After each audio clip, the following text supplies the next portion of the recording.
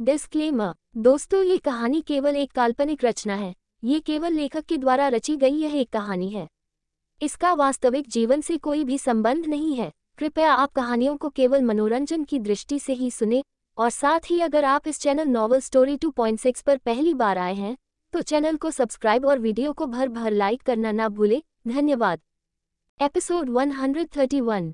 चंचल अपने कमरे में बैठी मजे से गोलगप्पे खा रही थी जब अचानक उसके गले में जलन होने लगी, और तभी चंचल फ्रिज की तरफ भागी, लेकिन तभी कमरे की लाइट ऑफ हो गई और चंचल बुरी तरह घबरा गई। और जैसे ही वो दरवाजे की तरफ भागी तभी लाइट ऑन हो गई, और अब चंचल ने देखा याना, आर्या और बबीता की बहन तीनों सीने पर हाथ बांधकर खड़ी थी, और चंचल अब उनका इरादा जानकर बुरी तरह घबरा गई।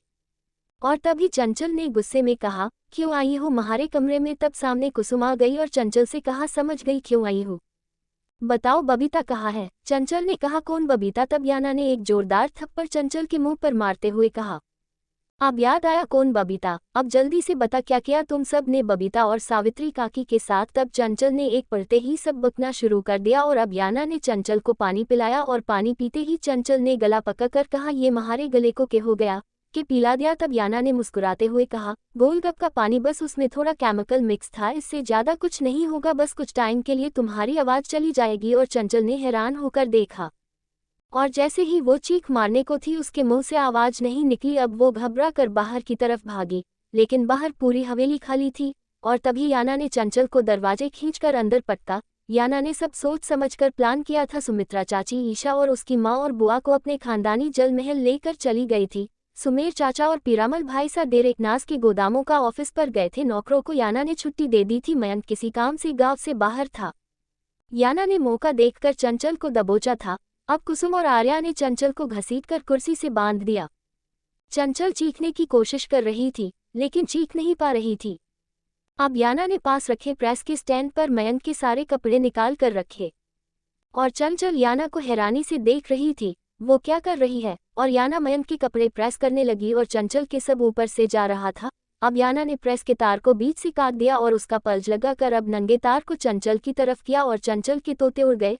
अब याना ने कहा, उस दिन जब तेरे माँ बाप और बहन मुझे मारने की कोशिश कर रहे थे तब तू ही बाहर पहरा दे रही थी ना? इतना सुनकर चंचल के होश उड़ गए। अब याना ने कहा, मुट्ठी खोल, और चंचल ने मुट्ठी बंद कर ली। तब याना ने कहा, अगर तूने मुट्ठी नहीं खोली तो पूरा तार तेरे हल्क में डाल दूंगी, खोल मुट्ठी। और तभी आर्या और कुसुम ने उसकी जबरदस्ती मुट्ठी खोली, और याना ने प्रेस का तार चंचल के हाथ में पकड़ा दिया। और फिर वही हुआ जो होना था। चंचल हाथ में तार पकड़े बुरी तरह तड़प रही थी। अब याना को सुकून मिला, और याना ने चंचल को देखते हुए कहा, तू मेरे बच्चों को मारेगी, अब तो अपने लायक भी नहीं बचेगी। और जब चंचल की हालत अधमरी हो गई तब याना ने जल्दी से चंचल के हाथ पैर खोले, क्योंकि पीरामल बाबूजी के बोलने की आवाज आने लगी थी, इसलिए वो सब जल्दी से बाहर निकल गई। चंचल के बदले की चीख कुसुम ने मारी, और वो बाहर भाग गई। और अब पीरामल बाबूजी भागते हुए चंचल के कमरे की तरफ गए, और उनके पीछे याना और बाकी सब भी भागे। और बाबूजी ने अंदर जाकर देखा चंचल ने प्रेस का तार पकड़ रखा था, और याना ने जानबूझकर बाबूजी को दिखाकर प्लग निकाला और चीखते हुए कहा, बाबूजी, चंचल को बिजली ने पकड़ लिया है। और सुमेर चाचा ने याना से कहा, बहू, इसके जिस्म में बिजली घुस गई से। और तब आर्या ने कहा, मैंने पढ़ा है अगर शरीर में बिजली घुस जाए तो उस इंसान के अंदर से बिजली पीट पीट कर निकाली जाती है। तब पीरामल बाबूजी ने कहा, तो सोच के रही हो बहू, मारो या को। और अब याना और आर्या को चंचल पर फिर से भड़ास निकालने का मौका मिल चुका था, और उन्होंने फिर से चंचल पर लात घुसे बजाए। और जब भी चंचल को होश नहीं आया तब उसको हॉस्पिटल लेकर भागे। याना भी फॉर्मेलिटी के लिए साथ गई, और कुछ देर बाद डॉक्टर ने बाहर आकर कहा, हम उनको बचा तो लेंगे, लेकिन बिजली का शॉक बहुत गहरा था, इसलिए बॉडी पैरालाइज्ड हो चुकी है। तब सुमित्रा चाची ने पूछा कि अब कभी ठीक ना होगी? तब डॉक्टर ने कहा, मैं ये तो नहीं कह सकता कभी ठीक नहीं होगी, हो सकती है, लेकिन कब तक होगी ये नहीं पता।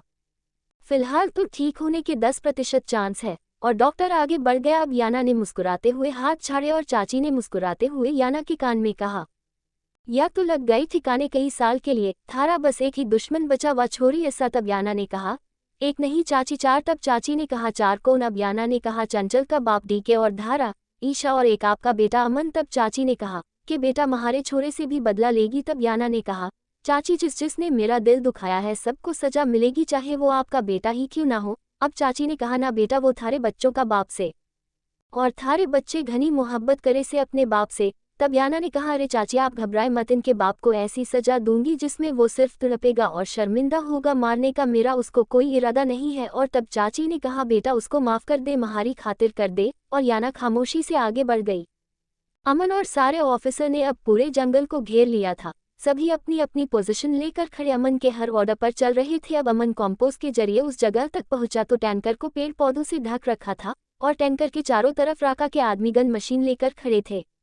अमन उनका सरेंडर नहीं चाहता था, क्योंकि वो सरेंडर के बदले रिमांड पर ना जाने की शर्त रख रहे थे, जो अमन को मंजूर नहीं थी। लेकिन अमन ने उनसे सोचने का टाइम मांगा था ताकि उनको लगे कि वो उनकी बात मानेंगे। लेकिन अमन ने उससे पहले ही उन पर अटैक कर दिया। टैंकर के पास खड़े आदमियों को अमन ने फुर्ती से भून दिया और इतने वो लोग संभल पाते पूरी आर्मी ने उन पर हमला कर दिया और वो लोग बुरी तरह फंस गए। कावेरी और पूजा साथ थी और लड़कियां उन फौजियों को और आर्मी ऑफिसर को देखकर उनसे लिपट लिपट कर रोने लगी। अब फील्ड मार्शल ने अमन, कर्नल और पूरी टीम को शाबाशी दी और अमन से कहा, वेल डन मेजा, आपने आज फिर साबित कर दिया आप एक सच्चे ऑफिसर हैं। अभी 15 अगस्त में 2 दिन है और आपने अपना मिशन पूरा कर दिया। आप फिर से एक बहादुरी पुरस्कार की तैयार कर लीजिए मेजर। और अमन मुस्कुरा कर बाहर चला गया। अब सब ऑफिसर अपने अपने घर को रवाना होने लगे, लेकिन अमन वहां से सीधा पूना गया शिवानी और गुड्डू के कॉलेज। शिवानी का गर्ल्स डिपार्टमेंट था और गुड्डू का बॉयज डिपार्टमेंट। पहले अमन शिवानी के डिपार्टमेंट में आया।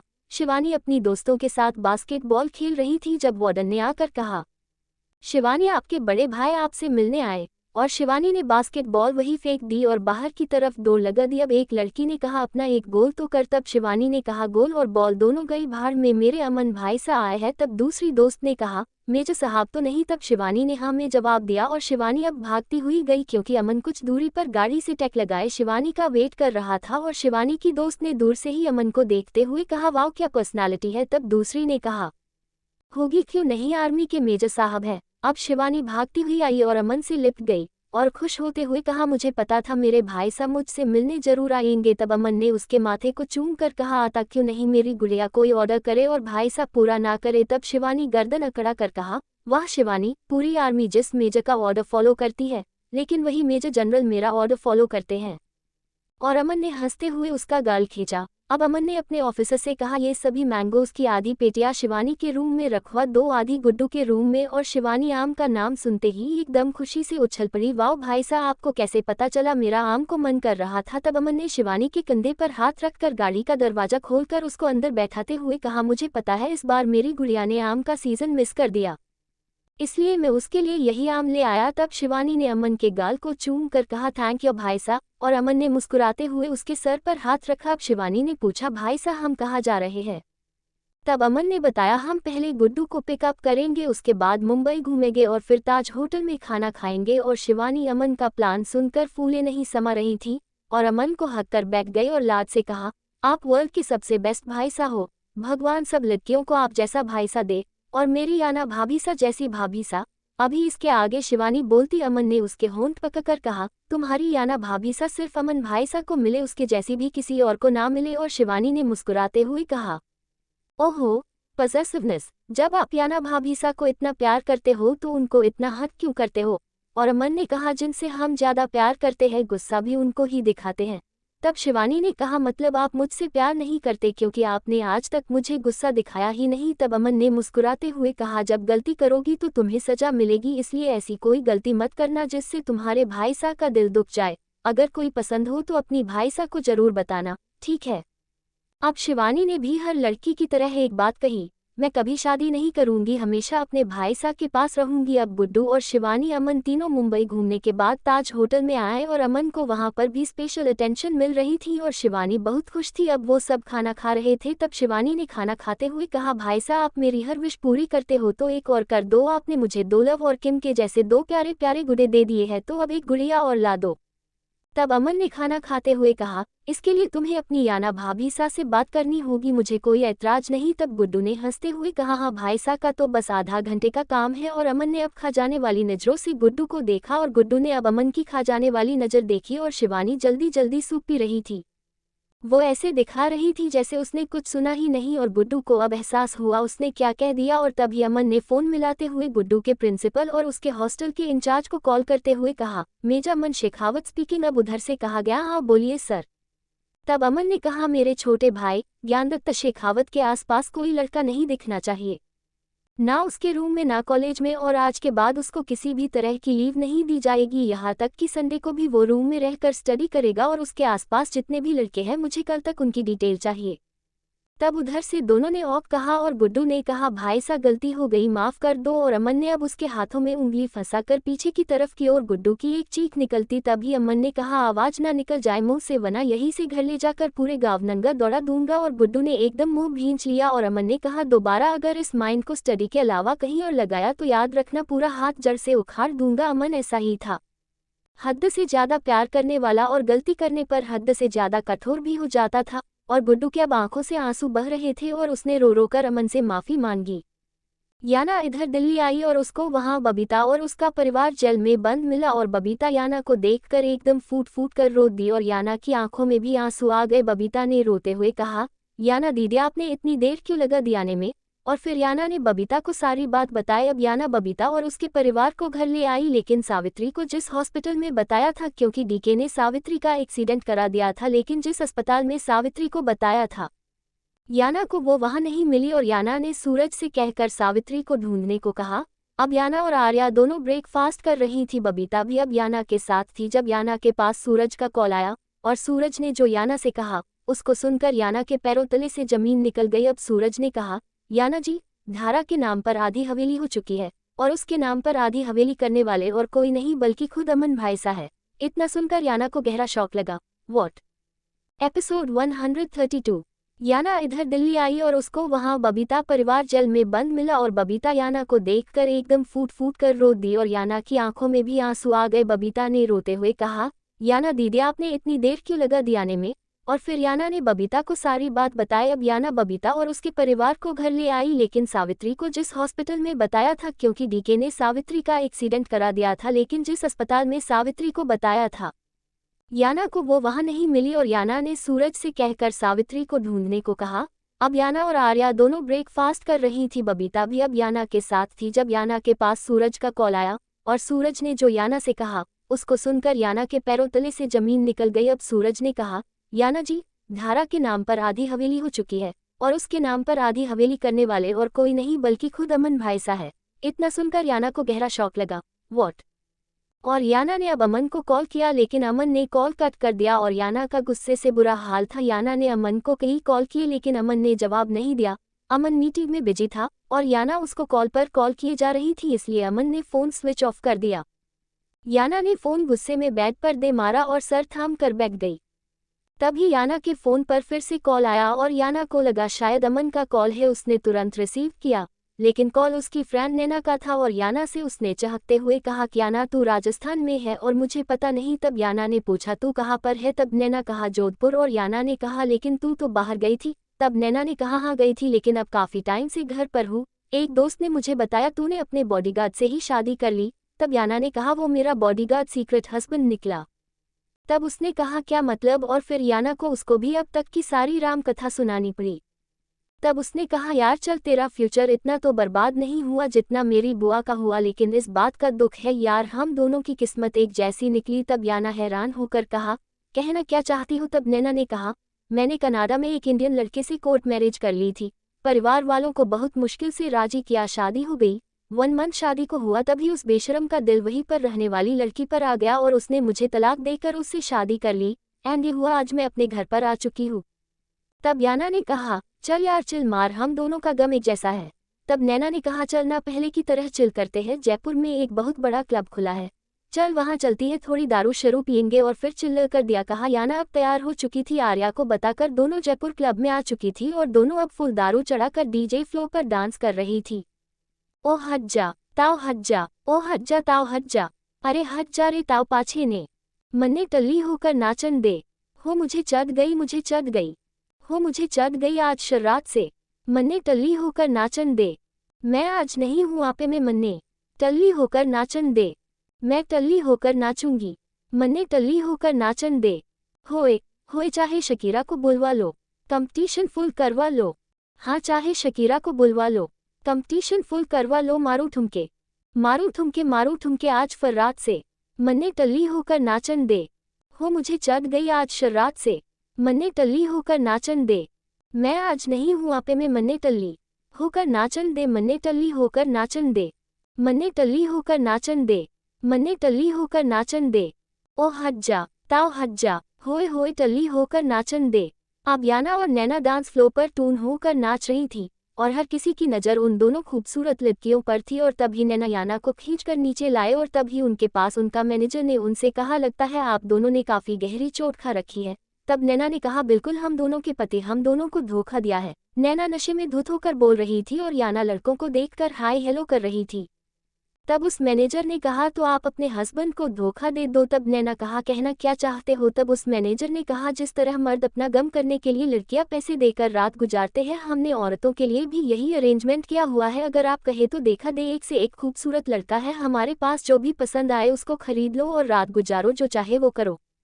तब याना ने शराब की बोतल को मुंह लगा कर पीते हुए कहा, क्या मस्त आइडिया है, अब औरतें नहीं मर्द भी बिक रहे हैं। तब नैना ने कहा, यार क्या बोलती है। तब याना को एकदम से अमन का ख्याल आया, लेकिन फिर कुछ सोचते हुए कहा, भाड़ में गया मेजा और उसका गुस्सा, अगर वो अपनी मर्जी कर सकता है तो मैं क्यों नहीं। तब याना ने कहा, ठीक, आप दिखाओ इन मर्दों की वैरायटी। और मैनेजर ने कहा, चलिए। और अब दोनों मैनेजर के पीछे पीछे चल दी और एक जगह आकर खड़ी हो और मैनेजर ने लड़कों को बुलवा लिया। नैना ने कहा, चल पहले तू चॉइस कर। और याना अब लड़कों को देखते हुए आगे बढ़ रही थी और उसकी नज़र एक लड़के पर गई जिसने ब्लैक हडी जैकेट पहना था और मुंह पर काला मास्क था। अब याना ने उसके सीने पर हाथ मारते हुए कहा, मुझे ये वाला चाहिए, इसकी बॉडी बहुत ज़बरदस्त है। और अब मैनेजर के पास एक आदमी आया और उसके कान में कुछ कहा और मैनेजर के पसीने छूट गए। वो जल्दी से रुमाल से अपना मुंह साफ करने लगा और याना ने उस आदमी के सीने पर हाथ मारते हुए कहा, मैनेजर मुझे ये वाला चाहिए, इसकी कीमत बताओ। तब उस आदमी हल्का सा झुककर याना के चेहरे के पास आकर कहा, मैं खूबसूरत लड़कियों के लिए फ्री ऑफकोर्स हूँ। और याना एक पल को डर गई, लेकिन फिर संभलते हुए कहा, लेकिन मुझे तुम्हारी कीमत देनी है। तब उस आदमी ने कहा, कीमत मैं खुद ले लूंगा, आप फिक्र मत करें मैडम। तब नैना ने कहा, ओ मिस्टर हल्क। नैना ने उसकी मैस्कुलर बॉडी को चोट करते हुए कहा, मुझे भी तुम ही पसंद हो। अब बताओ, तुम एक साथ हमारे साथ रात गुजारोगे या अलग अलग। तब उसने कहा, मैं सिर्फ उसके साथ रात गुजारता हूँ जो मुझे पसंद है, इसलिए आप किसी और को तलाश करें। और तब वो याना का हाथ पकड़कर वहां से खींचता हुआ ले आया और याना ने एकदम हाथ छुड़ाते कहा, ए मिस्टर, अपनी लिमिट में रहो। तब उसने गुस्से में कहा, जो लड़कियां यहाँ आती है वो अपनी लिमिट तोड़कर आती है, इसलिए यहाँ आकर लिमिट की बात मत करो मैडम, तो ज़्यादा अच्छा है। और याना उसको इस तरह खींचकर ले जाते हुए कहा, तुमने ने मुझे खरीदा है या मैंने तुम्हें खरीदा है। तब उसने कहा, तुमने मुझे खरीदा हो या मैंने तुम्हें खरीदा है, मतलब इस्तेमाल करने से है। अब वो याना को होटल के कमरे में ले आया और याना बुरी तरह घबराने लगी और उसने याना को रूम में लाकर धकेल दिया और याना अब बुरी तरह घबरा रही थी। अब उसने याना से पूछा, किस तरह से चाहती हो, प्रोटेक्शन या विदाउट प्रोटेक्शन। तब याना ने हैरान होकर पूछा, या किस प्रोटेक्शन की बात कर रहे हो। तब उसने आराम से अपने सीने पर हाथ बांधते हुए पूछा, किस तरह इंटीमेट होना चाहती हो, कॉन्डम या विदाउट कॉन्डम। और याना ने आंखें फाड़ कर कहा, लुक मिस्टर, मैं 2 बच्चों की माँ हूँ। तब उसने याना की बात पूरी सुने बिना कॉल मिलाते हुए कहा, रूम नंबर 16 में एक कॉन्डम का पैकेट भेजो। तब उसने पूछा, सर कौन सा फ्लेवर। तब अमन ने पूछा, ये तो मैडम बताएगी उनको कौन सा फ्लेवर पसंद है। तब याना गुस्से में चीख कर कहा, यू शट अप, कुछ भी बक रहे हो। और याना बाहर की तरफ भागी, क्योंकि याना को अब इस हडी और पहने मास्क मैन से और इसकी बातों से बहुत डर लग रहा है। अब जैसे ही याना भागी, उसने तुरंत याना का हाथ पकड़कर उसको बेड पर पटक कर उसके ऊपर झुकते हुए कहा, मैडम अब कहाँ भाग रही हो, 1 नाइट स्टैंड नहीं करना है। और याना ने उसको पीछे धकेलने की कोशिश करते हुए कहा, प्लीज़ मुझे जाने दो, मैं ऐसी वैसी लड़की नहीं हूँ। तब उसने गुर्रा कर कहा, इस क्लब के बारे में जानती है, ये औरतों का प्रोस्टिट्यूशन क्लब है। यहाँ वो औरतें आती हैं जिनके पति मर जाते हैं, भाग जाते हैं, छोड़ देते हैं। वो औरत अपने जिस्म की आग को ठंडा करने यहाँ आती है। आपके पति ने क्या किया है आपके साथ। अब याना ने डरते डरते कहा, मेरे पति जिंदा है, सही सलामत है, और ना उन्होंने मुझे छोड़ा है। तब उसने गुस्से में कहा, तो फिर आप क्यों धोखा देने आई हो यहाँ पर। तब याना ने कहा, मैं अपने पति को कोई धोखा नहीं दे रही, बल्कि मेरा पति मुझे धोखा दे रहा है। तब उसने गुस्से में याना के चेहरे पास आकर कहा, क्या धोखा दिया है तुम्हारे पति ने। तब याना ने गुस्से में कहा, तुम्हें क्या लेना देना। तब उसने कहा, आज रात तो लेनी भी है और देना भी है। और याना के अब पसीने छूट गए और याना ने हाथ जोड़कर रोते हुए कहा, प्लीज़ मुझे जाने दो, मैं यहाँ गलती से आ गई। तब उसने याना के ब्लैक शॉर्ट और ब्लैक क्रॉप टॉप को देखा, जिसमें याना का जिस्म दूध की तरह चमक रहा था और सामने खड़े उसके पति अमन को आज फिर उसका पहनावा आग लगा रहा था। उसके इस तरह के कपड़े बस वो अपने रूम या सिर्फ अपने सामने पसंद करता था, लेकिन आज वो फिर अपने पहले वाले रूप में यहाँ आ गई थी और हजारों आदमी उसके जिस्म को हवस भरी निगाह से देख रहे थे और अमन के अंदर तक लावा पक गया था। शोले तो उसके याना को इस क्लब में आने का पता चलते ही लग गए थे। जब अमन को रास्ते में से ही पता चला था याना इस क्लब में आई है, क्योंकि पुलिस इस क्लब पर रेड डालने की फिराक में थी, लेकिन जब अमन के एक जानकार ने याना को इस क्लब में देखा तो उन्होंने तुरंत अमन को इन्फॉर्म कर दिया और आज अमन को दूसरी बार याना पर इतना गुस्सा आया था।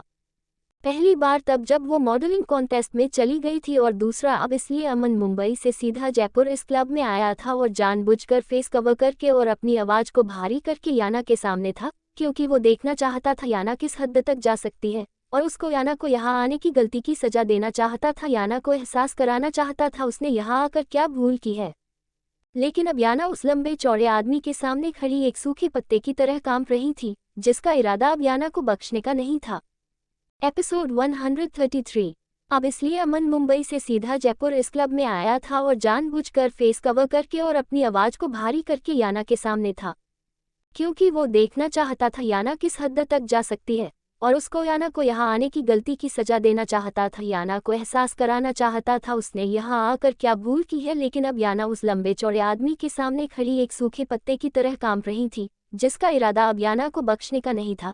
तभी अमन ने आगे बढ़कर लाइट बंद कर दी और याना एकदम बाहर की तरफ भागी, लेकिन तभी उसने याना का हाथ पकड़कर बेड पर पटक दिया और एक झटके से याना का छोटा सा टॉप पकड़कर उतार कर फेंक दिया और याना की जान हवा हो गई और उसने एकदम रोते हुए कहा, प्लीज ऐसा मत करो, मैं अपनी पति से बहुत प्यार करती हूँ। लेकिन तभी उसने याना के गले पर होंठ रखते हुए कहा, अपने पति से प्यार करने वाली औरतें इस तरह से मर्द नहीं खरीदती। और उसके होठों की छुअन से याना को एकदम तसल्ली मिल गई, क्योंकि वो जान गई वो उसका पति है। अब याना ने रोते हुए कहा, आई एम सॉरी अमन, मैं यहाँ गुस्से में आ गई थी, प्लीज मुझे माफ कर दो। तब अमन ने उसके कान के पास आकर गुर्राते हुए कहा, गुस्से में किसी के साथ सो भी जाओगी? जब आज तक गुस्से में तुम्हारा पति किसी के करीब नहीं गया तो आज तुम्हारी हिम्मत कैसे हुई किसी गैरमर्द के करीब जाने की? और याना ने फिर रोते हुए प्लीज कहा, आखिरी गलती समझकर माफ कर दो, दोबारा नहीं करूंगी, आज के बाद क्लब नहीं जाऊंगी, मैं अपने बच्चों की कसम खाकर कहती हूँ। याना चाहे अमन को कितना भी गुस्सा दिखाती और वो बर्दाश्त कर लेता, लेकिन जब अमन गुस्सा दिखाता था तब याना के पसीने छूट जाते थे। उस मेजर का ना गुस्सा याना से झेला जाता ना उसका प्यार। और तब अमन ने उसके ऊपर से खड़े होते हुए लाइट ऑन की और अपना मास्क उतारा और याना जो बिना टॉप की थी एकदम भागकर अमन के सीने में छुप गई और अमन ने अपनी जैकेट उतारी और याना को पहना दी और अमन ने उसको गाड़ी में बैठा दिया और कुछ देर बाद ही वहाँ पुलिस हो गई और याना एकदम शॉक्ड हो गई और घबरा कर कहा, अंदर मेरी दोस्त भी है। तब अमन ने कहा, उसके परिवार वालों को इन्फॉर्म कर दिया है, वो उसको आकर ले जाएंगे। अब याना ने आहिस्ता से कहा, लेकिन वो अपने परिवार को बताकर नहीं आई थी। तब अमन ने गाड़ी स्टार्ट करते हुए कहा, उसको इतनी सजा तो मिलनी चाहिए जो मेरी बीवी को इस गंध तक ले आई। याना शर्मिंदा सी गर्दन झुका गई और अमन ने अब गुस्से में कहा, यहाँ आने से पहले तुम्हें मेरे परिवार की इज्जत का जरा भी ख्याल नहीं आया। अब तुम मोना सिकंद की बेटी नहीं हो और ना अब तुम याना साहिल गहलोत हो, अब तुम याना अमन सिंह शेखावत हो, एक आर्मी के मेजर की बीवी। गलती से भी किसी को पता चल जाता मेरे खानदान की इज्जत मिट्टी में मिल जाती। अमन का गुस्सा कम होने का नाम नहीं ले रहा था, उसका मन तो कर रहा था याना को उठाकर गाड़ी से बाहर फेंक दे, लेकिन अब उसको कुछ करने से पहले उसके मासूम बच्चों का क्या होगा। और अमन दांत भींच कर रह गया। अब याना को भी गुस्सा आया, ये सब आपकी वजह से हुआ है, ना आप धारा के नाम पर आधी हवेली करते और ना मुझे गुस्सा आता और ना मैं यहाँ आती। तब अमन ने हैरान होकर कहा, तुम पागल हो गई हो, मैं क्यों धारा के नाम हवेली करूँगा? तब याना ने कहा, तो फिर किसने की? क्योंकि अब आपकी प्रॉपर्टी को नाम करने का हक आपका है या मेरा, इसलिए धारा के नाम पर मैं तो हवेली नहीं करूंगी। तब अमन ने कहा, मैंने भी नहीं की है, अब तुम यकीन करो या मत करो। और तभी अमन ने एक झटके से हवेली के सामने गाड़ी रोकी और याना को वहीं छोड़कर अंदर आ गया। याना मुंह लटकाते हुए कमरे में चली गई। अमन अब सीधा बाबूजी के कमरे में आया और कुछ देर बाद बाहर आया और अमन का चेहरा काफी उदास था।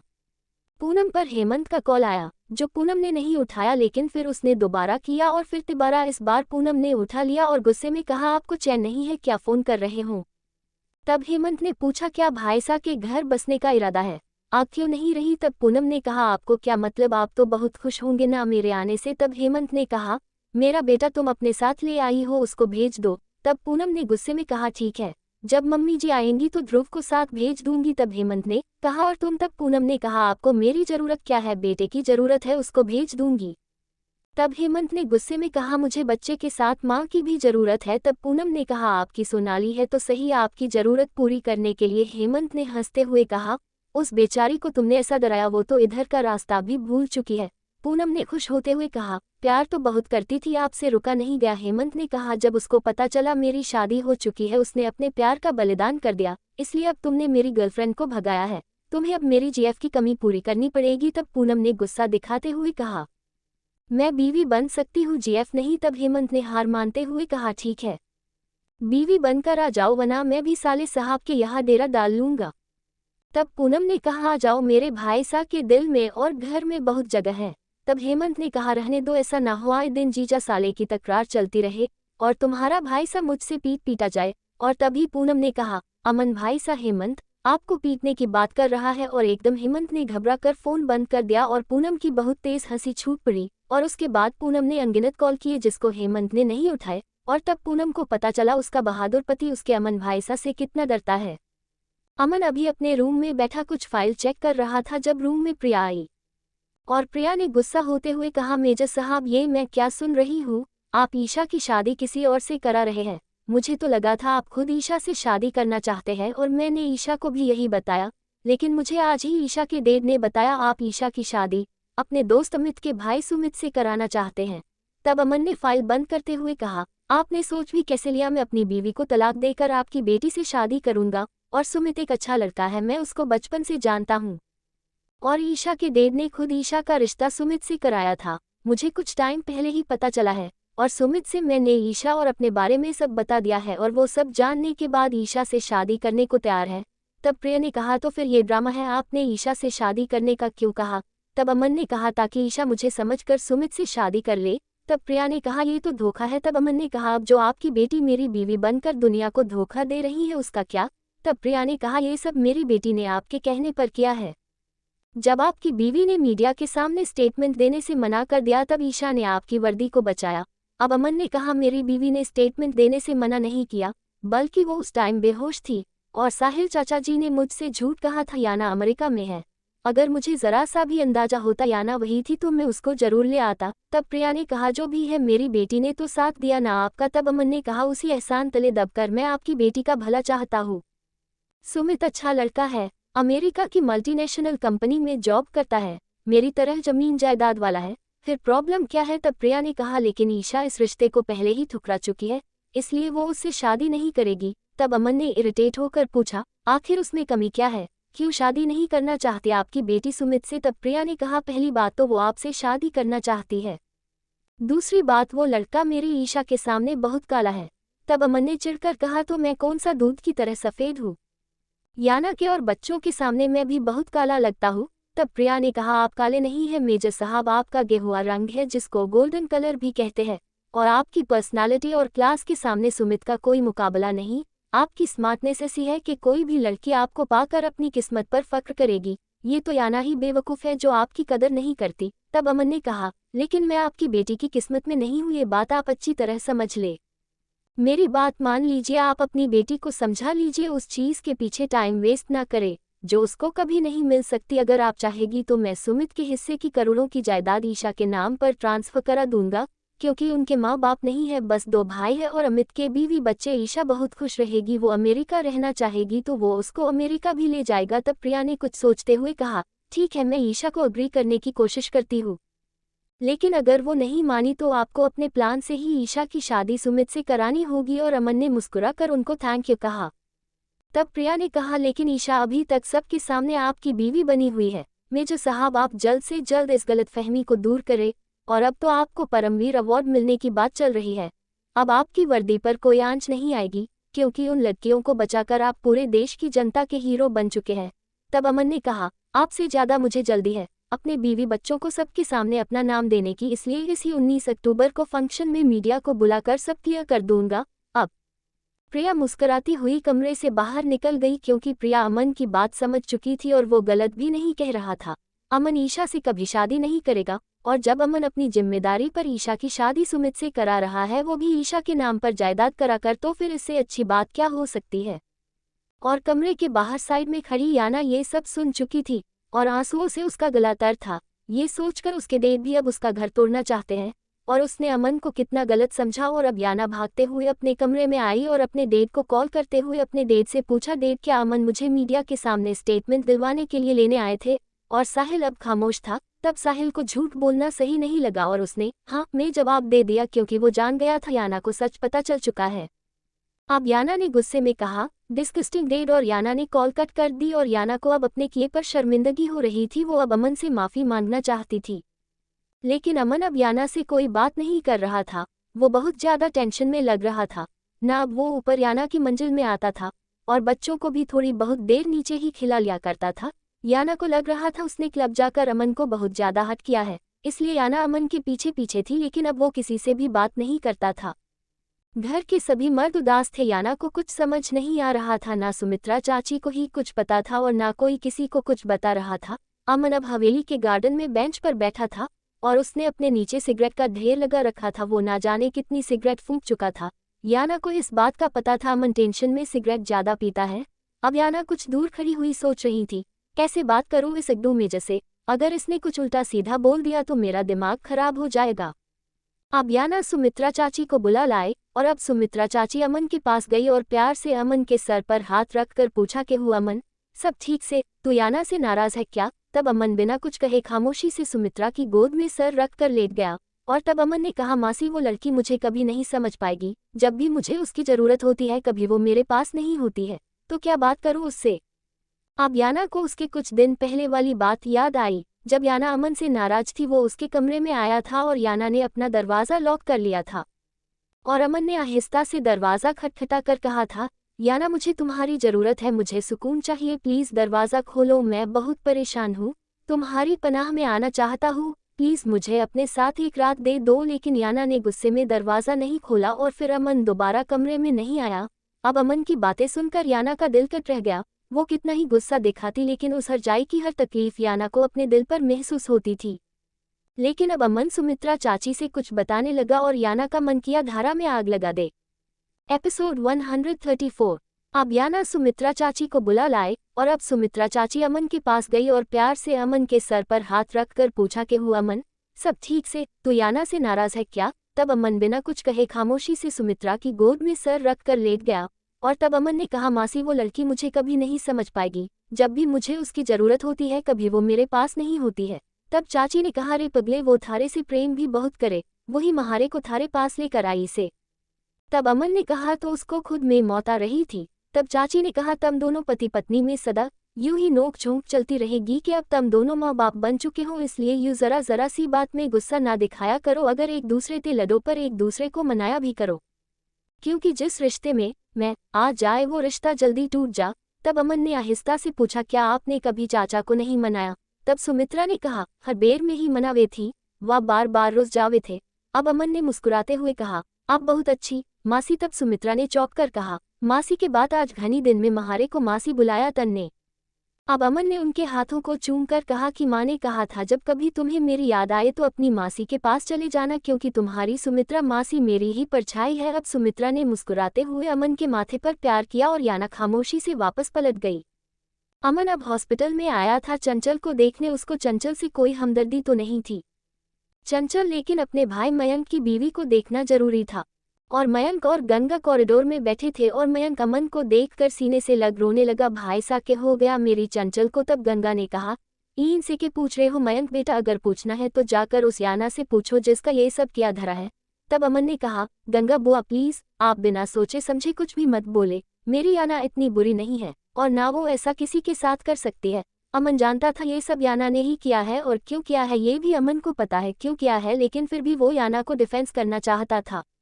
अब मयंक ने रोते हुए कहा, वो ठीक तो हो जाएगी भाई सा। तब अमन ने कहा, हाँ बिल्कुल ठीक हो जाएगी, मैंने उसके लिए बाहर से टीम बुलाई है, वो चंचल को और अच्छे से ट्रीटमेंट करेंगे और अगर तुम्हें फिर भी तसल्ली नहीं हो तो तुम चंचल को लेकर बाहर चले जाओ, मैं बाहर राफ़ करा दूंगा। तब गंगा ने कहा, नहीं अमन बेटा, चंचल बाहर ना जाएगी, यहाँ रहेगी अपने देश में तो अच्छे से उसकी देखभाल होती रहेगी, वरना कब क्या हो जाए कुछ ना पता। तब अमन ने कहा, ठीक है जैसे आपकी मर्जी, और अमन कुछ देर मयंक को तसल्ली देकर घर आ गया था।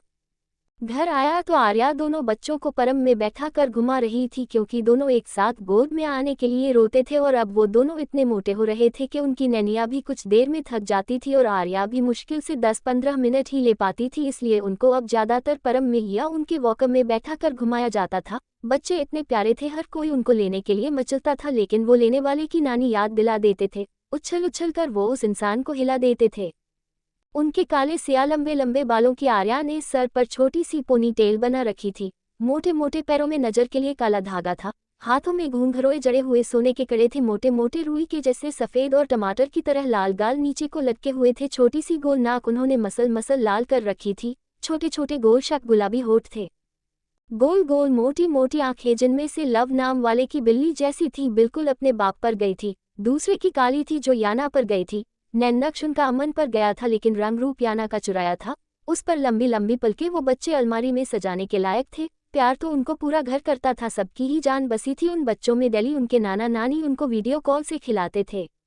एक दिन भी वो कॉल ना करते तो वो बेचैन हो जाते थे। पीरामल बाबूजी और सुमित्रा तो उनको गोद में लेकर कुछ ही देर में हौंफने लगते थे, इसलिए वो उनको अपने पास बैठा कर खिलाते थे। इन सब के प्यार के बावजूद वो दोनों अमन पर इस कदर अटैच थे कि उसको देखते ही चीखें मारने लगते थे। जबकि अमन बिजी रहने की वजह से उनको ज्यादा टाइम नहीं दे पाता था, लेकिन वो फिर भी अमन के दीवाने थे। अभी वो दोनों बाहर खेल रहे थे, तभी उनकी नज़र सामने से आते अमन पर गई तो दोनों अपनी परम से कूदने को तैयार हो गए। और आज लव ने अमन को देख एक नया वर्ड कहा, अप्पा, और आर्या ने एकदम खुश होकर कहा, लव, व्हाट डिड यू से, कॉल अगेन। और तभी अमन उन दोनों के पास आ गया और आर्या ने खुश होते हुए कहा, भाई सा लव ने आपको देखकर अप्पा कहा। और अमन बहुत ज्यादा खुश हुआ और उसने दोनों के गालों को चट चट चूम लिया और दोनों अब बुरी तरह हाथ पैर मार रहे थे अमन की गोद में आने के लिए। तभी अमन ने उन दोनों को एक साथ गोद में उठा लिया और आर्या से कहा, तुम भी आओ, अपने बच्चों को थोड़ा लॉन्ग ड्राइव कराना है। तब आर्या ने कहा, तो आप याना दीदी को ले जाए ना। तब अमन ने कहा, उसको मनाने में 2 घंटे लगेंगे, इतना टाइम नहीं है, और बच्चों की देखभाल के लिए एक का साथ होना जरूरी है। तभी पीछे से याना की आवाज आई, आज से पहले कभी मनाया है 2 घंटे? जब देखो मुझे ही इल्जाम देते रहते हो। तभी एक बार प्यार से कहा। अमन ने अब दोनों बच्चों को गाड़ी में बैठाते हुए बिना याना की तरफ देखे कहा, मुझे लगा एक लब जाने वाली लड़की बच्चों को लेकर चिल्ड्रेन पार्क क्यों जाएगी। और याना आगे बढ़ते हुए कहा, अपने बच्चों के लिए तो मैं कहीं भी जा सकती हूँ। और याना अब गाड़ी के फ्रंट सीट पर बैठ गई और दोनों बच्चों को अपनी गोद में बैठा लिया। आर्या को भी याना ने साथ चलने को कहा, लेकिन आर्या ने जानबूझकर मना कर दिया क्योंकि वो अब एक कंप्लीट फैमिली लग रही थी, इसलिए आर्या कबाब में हड्डी नहीं बनना चाहती थी। पूनम को हेमंत ने वापस बुला लिया था और फंक्शन वाले दिन आने के लिए कह दिया था। अगर पूनम होती तो अमन उसको जरूर ले जाता, क्योंकि पार्क में बच्चों को ले जाने के लिए पूनम ने अमन को कहा था।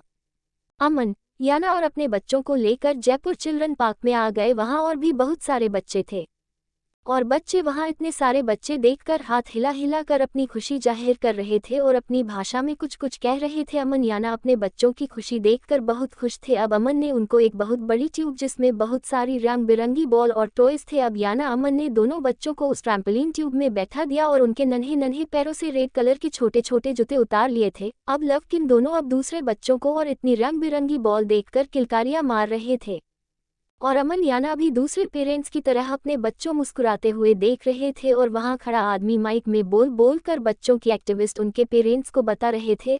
और याना ने अब मुस्कुराते हुए अमन के कंधे पर सर रखकर अमन को अमन के गले में बाहें डाल ली और अमन से मुस्कुराते हुए कहा, कितने प्यारे लग रहे हैं ना हमारे बच्चे। अमन ने अब याना का हाथ अपने गले से निकाल दिया और फोन लेकर बच्चों की वीडियो बनाने लगा। याना उदासी से अमन को देखती रह गई।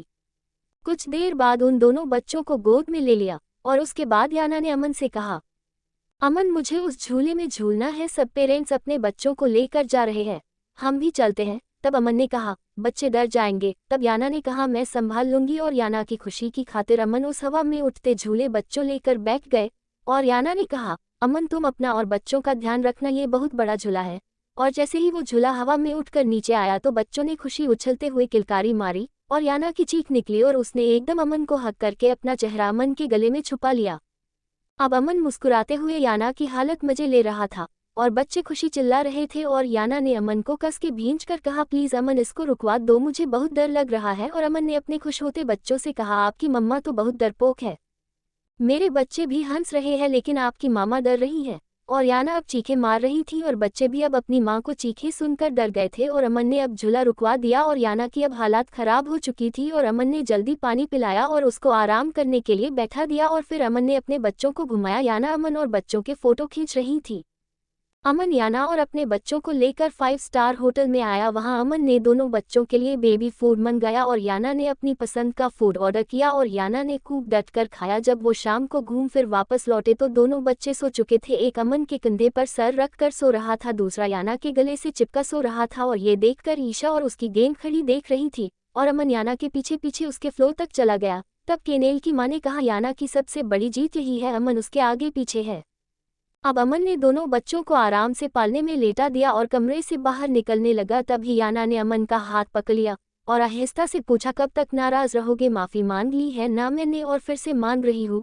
मैं अब कभी किसी क्लब की तरफ मुंह उठाकर भी नहीं देखूंगी। लेकिन अमन आहिस्ता से याना के हाथ से अपना हाथ छुड़ाया कर बाहर निकल गया और याना खामोश खड़ी रह।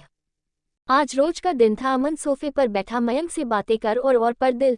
तभी एक लड़की मुस्कुराती हुई शादी के जोड़े में आकर उनके पास खड़ी हो गई। उसके चेहरे पर घूंघट था और फिर कहने से उसने घूंघट उठा दिया और सबकी आंखें उबल गई क्योंकि धारा के पास जो एपिसोड 135 आज रोज का दिन था। अमन सोफे पर बैठा मयंक से बातें कर रहा था। याना बच्चों को उनका बेबी फूड खिला रही थी।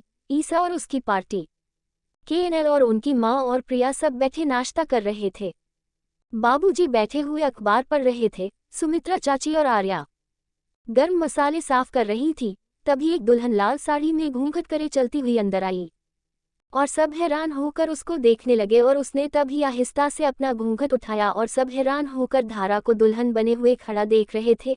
गले में उसके वरमाला पड़ी थी और तभी उसके बराबर में जो आदमी खड़ा था उसको देखकर सबके ऊपर सातों आसमान एक साथ गिर गए क्योंकि सुमेर चाचा गले में वरमाला डाले अपने दाढ़ी मूंछों से लेकर सर के बालों को काला किए पीली शेरवानी और सफेद धोती में गले में वरमाला डाले खड़े थे, बड़ी शान से खड़े थे। ये देखकर सुमित्रा चाची की आंखें उबलकर बाहर को आ गई और यही हाल बाकी सब का भी था। बस बाबूजी और अमन खामोश सर झुकाए खड़े थे, जैसे उनको पहले ही उन दोनों को इस बारे में सब पता था। लेकिन चाह कर भी वो सुमित्रा से ना बता सके क्योंकि सुमेर चाचा ने उनके कुछ करने से पहले ही धारा से मंदिर में शादी कर ली थी। अब चाची ने हैरान होकर आगे बढ़ते हुए कहा, पूनम के बापू यूं सब के है। तब सुमेर ने कहा, मन ने धारा से ब्याह कर लिया है। और चाची ने आंखें फाड़ते हुए सीने पर हाथ रखा, कहा, यो कि कह रहे हो तम? पूनम के बापू तम के मजाक करे से तो यूं मजाक ठीक ना से। तब सुमेर ने कहा, नहीं सुमित्रा, मैं क्यों मजाक करूंगा? थारे को महारे गले में पड़ी वरमाला और धारा के माथे पर सजा सिंदूर ना दिख रहा?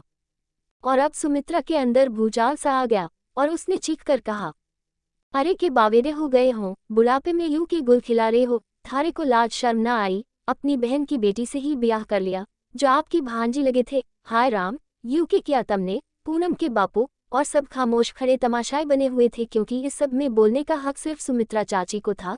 तब सुमेर चाचा ने कहा, गंगा महारी सगी बहन ना से और मन ने कदी धारा को अपनी भांजी ना माना और ना कदी गंगा से राखी बंधवाए। मैं तो धारा को बहुत टेम से चाहवे था लेकिन तब धारा पर अमन का भूत सवार था। इसने कदी महारे को स्वीकार ना किया। लेकिन हवेली से जाने के बाद धारा ने महारे को फोन किया। वो महारे से शादी कर लेगी अगर मैं उसके नाम पर अमन की तरह अपने हिस्से की सारी जायदाद और हवेली कर दूं तो वो महारे से ब्याह कर लेगी। इसलिए मन ने अमन को घर छोड़ने की धमकी दी और साथ में सुमित्रा को भी ले जाने को कहा क्योंकि महारे को पता था अमन सुमित्रा में अपनी माँ को देखे और वो अपनी मासी को कदी इस घर से जाने ना देगा। इसलिए अमन ने आधी हवेली महारे नाम कर दी और फिर मैंने धारा के नाम कर दी।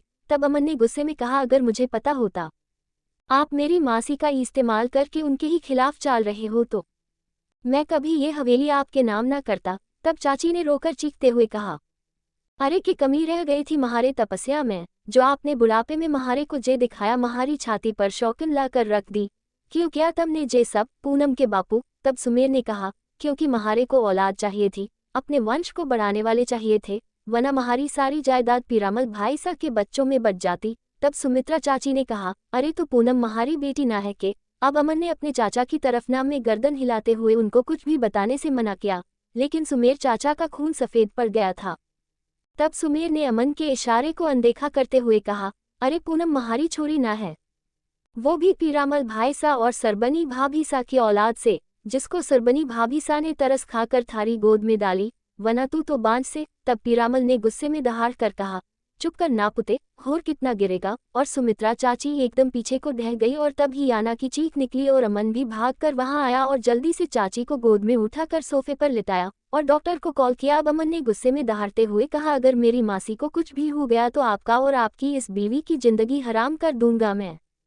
डूब मरो आप दोनों। तब प्रिया ने कहा, लेकिन भाई साहब, आपने बिना सुमित्रा जी को तलाक दिए धारा से शादी कैसे कर ली। तब सुमेर ने कहा, मन ने सुमित्रा से तलाक ले लिया से। अब अमन ने गुस्से में कहा, हाँ पता है मुझे किस तरह तलाक लिया है आपने मेरी मासी से, उसको कोर्ट में पागल साबित करके, और मेरी मासी से कहा कि वो जमीन बेच रहे हैं जिसमें उनकी गवाही चाहिए और जमीन बेचने के नाम पर उनसे तलाक ले लिया। बहुत बुरा किया है आपने मेरी मासी के साथ। तब सुमेर ने कहा, तू फालतू मत बोल अमन, थारे तो मजे है। हजारों अरबों खरबों की जमीन जायदादा का इकलौता मालिक, खूबसूरत बीवी और सोने पर सुहागा 2 बेटे भी हो गए, लेकिन महारी पास के था ना औलाद और बीवी वो भी बांझ, जमीन जायदाद वो भी महारे मरने के थारे बहन भाई को मिल जानी थी। तब अमन ने कहा, काश आप मेरे चाचा ना होते, इन हाथों ने आपके पैर ना छुए होते तो आज आप इस गलती के लिए मेरे सामने जिंदा ना खड़े होते। तब पीरामल ने कहा, अरे अगर थारे को अपनी हिस्से की फिक्र थी तो महारे से कहता, मैं थारा हिस्सा थारे को दे देता तो चाहे उसको फेर मंदिर में दान कर देता। तब सुमेर ने कहा, क्यों कर देता, अभी तो महारे अंदर इतनी जवानी है, मैं 2-4 बच्चे पैदा कर सकूं। और मन ने ऐसा के पाप कर दिया जो तब महारे को इतना सुनान लाग रे। मैं पहला मर्द तो ना दुनिया जिसने दूसरा ब्याह किया। तब मयंक ने कहा, लेकिन आपका और धारा का रिश्ता गलत है, धारा आपकी भाजी थी, क्या कहेगी दुनिया ये सब सुनकर। तब सुमेर ने कहा, अगर महारा रिश्ता गलत से तो थारा और अमन का भी रिश्ता गलत से, क्योंकि अगर गंगा महारी बहन लाग रही से तो साहिल अमन का चाचा लगे और गंगा थारी बुआ, और हमारे हिंदू धर्म में चाचा या बुआ की बेटी से ब्याह करना ना आया। अब मयंक खामोश हो गया क्योंकि उसके चाचा ने हर बात का जवाब तैयार कर रखा था और अमन गिरी हुई नजरों से अपने चाचा को देख रहा था। और अब सुमेर ने कहा, चलो धारा, इनको इनकी बातों का जवाब मिल गया और चाचा धारा को कमरे में लेकर चला गया और सब बेबस से खड़े रह गए। और बाबूजी ने कुर्सी पर ढहते हुए सर पर हाथ मारकर कहा, बस यूं दिन देखना बाकी था, बुढ़ापे में भोलेनाथ किस पाप की सजा दे रहे हो। याना और अमन आर्या सब चाची को कमरे में लेकर चले गए। अब ईशा ने अपनी माँ से कहा, क्या गेम खेला है इस धारा ने, एक झटके में ही इस घर की मालकिन बन गई और पीरामल जी की आधी जायदाद हथिया ली। तब प्रिया ने कहा, ये धारा देखने में ही बेवकूफ़ और भोली भाली लगती थी, लेकिन क्या दिमाग लगाया है। याना अब सुमित्रा चाची के पास बैठी उनको समझा रही थी, जिनका रोते रोते गला बैठ गया था। याना ने उनके आंसू साफ करते हुए कहा, चाची जी आप प्लीज रोए नहीं, देखना चाचा जी को इसकी सजा जरूर मिलेगी और ये धारा भी जल्दी यहाँ से भागेगी क्योंकि उसने सिर्फ जायदाद के लिए चाचा जी से शादी की है, वो आपकी जगह कभी नहीं ले सकती। डॉक्टर ने सुमित्रा चाची को नींद की गोलियां दे दी थी ताकि उनको सुकून मिल जाए और याना आहिस्ता आहिस्ता उनके सर को दबा रही थी और कुछ देर में सुमित्रा चाची को नींद आ गई। उनके सोने के बाद याना कमरे से बाहर आई। अब आर्या और याना दोनों बालकनी में बैठे बात कर रहे थे। तब आर्या ने कहा, मुझे बड़ा दुख हो रहा है सुमित्रा चाची जी के लिए। तब याना ने कहा, हाँ मैं उनकी हालत समझ सकती हूँ, क्योंकि जब मुझे पता चला था अमन ने ईशा से शादी कर ली है तो मुझे नर्वस ब्रेकडाउन हो गया था, लेकिन बाद में सुमित्रा चाची ने ही मुझे फ़ोन पर बताया कि अमन ने ईशा से झूठी शादी की है सिर्फ हेमंत को डराने के लिए ताकि वो पूनम को कुछ नुकसान ना पहुंचाए, और चाची ने ही उस झूठी शादी के कंट्रैक्ट मैरिज पेपर भी मुझे सेंड किए और तब मुझे सुकून मिला, वरना मेरी हालत ऐसी हो गई थी जैसे मुझसे मेरा सब कुछ छीन गया हो। तब आर्या ने पूछा, लेकिन दीदी ईशा ने अगर अमन भाई से झूठी शादी की थी तो उस दिन आपने जो अमन भाई सा और ईशा को एक साथ कमरे में देखा था वो क्या था। तब याना ने कहा, ये सब ईशा की चाल थी, मुझे अमन की तरफ से बदगुमान करने की, लेकिन जब अमन ने मुझे सब बताया तो मुझे यकीन हो गया। तब आर्या ने हंसते हुए कहा, मतलब अमन भाई सा से गुस्सा भी इतना और भरोसा भी जल्दी कर लेती हो। तब याना ने मुस्कुराते हुए कहा, मुझे अमन पर इसलिए भरोसा है क्योंकि उसने कभी कोई भी बात मुझसे नजरें चुरा कर नहीं की, वो जब भी कहता है मेरी आंखें आंखें डालकर कहता है, क्योंकि नजरें वही मर्द चुराता जिसके मन में खोट हो, और अमन ने कभी मुझसे नजरें नहीं चुराए और मुझे इस बात का घमंड है कि हालात जो भी रहे हो, अमन ने कभी मुझसे प्यार करना नहीं छोड़ा, उसने मेरी जगह कभी किसी को नहीं दी, उसने मेरा हक कभी किसी को नहीं दिया और यही वजह है मैं इस मेजर से बेहद प्यार करने लगी और अब तो मेरे बच्चे भी अपने बाप के दीवाने हैं। तब आर्या ने कहा, तो इसका मतलब 19 अक्टूबर का प्लान कैंसिल। तब याना ने कहा, जब मुझे पता चल चुका है अमन ने ये सब जानबूझकर नहीं किया है तो अब उसको सजा देना गलत है और अमन अब खामोशी से वापस पलट गया, जो कब से खड़ा याना और आर्या की बातें सुन रहा था। धारा अब आईने के सामने बैठी अपने गहने उतार रही थी जब पीछे से सुमेर ने उसके कंधे पर हाथ रखते हुए कहा, और धारा एकदम घबरा गई और सुमेर ने अब मुस्कुरा कर कहा, ये तो तुम्हारा हक है धारा, तुम क्यों अपने गहने खुद उतार रही हो। तब धारा ने आहिस्ता से सुमेर के हाथ अपने कंधे से हटाते हुए कहा, सुमेर जी, आपको अच्छी तरह पता है मन ने आपसे शादी क्यों की, बस महारे को इस घर में मालकिन बनकर वापस आना था और याना को उसके किए की सजा देनी से। तब सुमेर ने कहा, तो मन ने तेरी चाह पूरी कर दी, अब तू हमारी चाह पूरी कर दे। अब धारा ने सुमेर के चेहरे की झुर्रियों वाले चेहरे को देखा। तब सुमेर ने उसकी परेशानी समझते हुए कहा, अरे धारा तू फिक्र ना कर, महारी उम्र पर ना जा, अभी भी महारे अंदर दम कम ना से। अगर अमन जवान से तो मैं भी किसी जवान से कम ना हूँ, थारे को खुश रखूंगा, क्योंकि मैं तो आए दिन हीरा बाई के कोठे पर जावे था और लुगाइयों को होश ना लेन देवे था। तब धारा ने कहा, यूँ बात ना है सुमेर जी, बस महारे को थोड़ा सा टेम दो आपको दिल से अपनाने के लिए, और अगर आपको जबरदस्ती हासिल करना है तो वो बात अलग है। तब सुमेर ने कहा, ना ना, मन ने थारे को थारी मर्जी से हासिल करना से, वरना जबरदस्ती तो अब से पहले कर लेता, लेकिन टेम इतना ना लियो धारा कि मैं जबरदस्ती करने खातर मजबूर हो जाओ। और दूसरी बात, तू महारे को अमन के आसपास भी ना दिखे, अब तू महारी लुगाई से, और मैं ना चाहता महारी लुगाई महारे होते किसी और मर्द को सोचे या चाहवे। तब धारा ने मन में कहा, धारा अमन को ना सोचे ये कभी ना हो सकता, क्योंकि बूढ़े मैंने थारे से ब्याह सिर्फ अपने अमन जी को पान खातर किया से, मैं थारी लुगाई मजबूरी में बनी, वना धारा ने तो एक ही मर्द की लुगाई बनने का सपना देखा से, और वो है महारे अमन जी। जल्द ही मैं उनको अपना बनाकर इस याना को घर से निकाल दूंगी, और सुमेर सा थारे को भी जल्दी चिता पर लिटाओगी। इस घर में बस महारे अमन जी और उनकी धारा का राज होगा। अब सुमेर ने कहा कि सोच रही धारा। तब धारा ने एकदम कहा, कुछ ना, अब महारे को अमन जी की साय तक से नफरत है, उनको सोचना बहुत दूर की बात से। उन्होंने महारे धोखा देकर याना से ब्याह कर लिया, मन ने के ना किया उनकी खातिर, लेकिन उन्होंने महारे साथ के किया। तब सुमेर ने कहा, चला दोनों एक दूसरे को बाहों में भींच कर सोते हैं। तब धारा ने मुस्कुराते हुए कहा, पहले या दूध तो पी लो आप, मैं जरा बाथरूम से होकर जाऊं। और सुमेर को धारा ने अपने हाथों से दूध पिलाया और धारा वॉशरूम चली गई, और जब वो बाहर आई तो सुमेर चाचा सो चुका था, और धारा ने कहा, बाहों में भींच कर सोएगा बुढ़ा कूह। अमन छत पर अकेला खड़ा था और सिगरेट के गहरे गहरे कश लेता हुआ गहरी सोच में था। अब अमन दिल में अपनी माँ से बात कर रहा था, माँ साहब, मैंने तो आपसे किया वादा निभाने के लिए सुमेर चाचा जी के नाम हवेली की, क्योंकि आपने मुझसे कहा था कि मैं कभी इस घर को टूटने ना दूं। हवेली का बड़ा बेटा होने के नाते सबको एक साथ लेकर चलूं, लेकिन मैं सुमेर चाचा जी को नहीं रोक सका। मैंने और बाबूजी ने उनको बहुत समझाया था, लेकिन हम किसी की पर अपनी मर्जी नहीं थोप सकते। वो बच्चे नहीं थे जिनको कान पकड़ कर रोका जा सकता था। उन्होंने बहुत गलत किया है मासी के साथ, लेकिन मैं भी ऐसे ही मजबूर हूँ जैसे बाबूजी। ना वो कुछ कर पा रहे हैं और ना मैं। अभी अमन खड़ा हुआ सोच रहा था जब पीछे से याना ने आकर उसको कस हक कर लिया और अपने होंठ अमन की चौड़ी पीठ पर रख लिए। तब अमन ने कहा, याना अपने कमरे में जाओ, मेरा मूड बहुत खराब है, बेकार में किसी और का गुस्सा तुम उतर जाएगा। लेकिन उसके भींचने में इतनी शिद्दत थी कि अमन को अजीब सा महसूस होने लगा। अब अमन ने अपने पेट पर बंधे हाथ देखे जो लाल रंग की चूड़ियों से भरे हुए थे, क्योंकि याना ने अपने हाथों में 2-3 सोने की चूड़ियां पहनी थी, लाल चूड़ा नहीं। और अमन ने एक झटके से उसके हाथ अपने पेट से हटाए और अमन गुस्से में एकदम पलटा और सामने धारा को खड़ा देखकर अमन के पैरों तले से जमीन निकल गया। तो दोस्तों, आगे क्या होगा यह जानने के लिए इस स्टोरी को सुनते रहिए सिर्फ और सिर्फ novel_story_2.6 चैनल पर। और अगर कहानी आप सभी को पसंद आए तो वीडियो को लाइक, कमेंट और शेयर जरूर करें। धन्यवाद।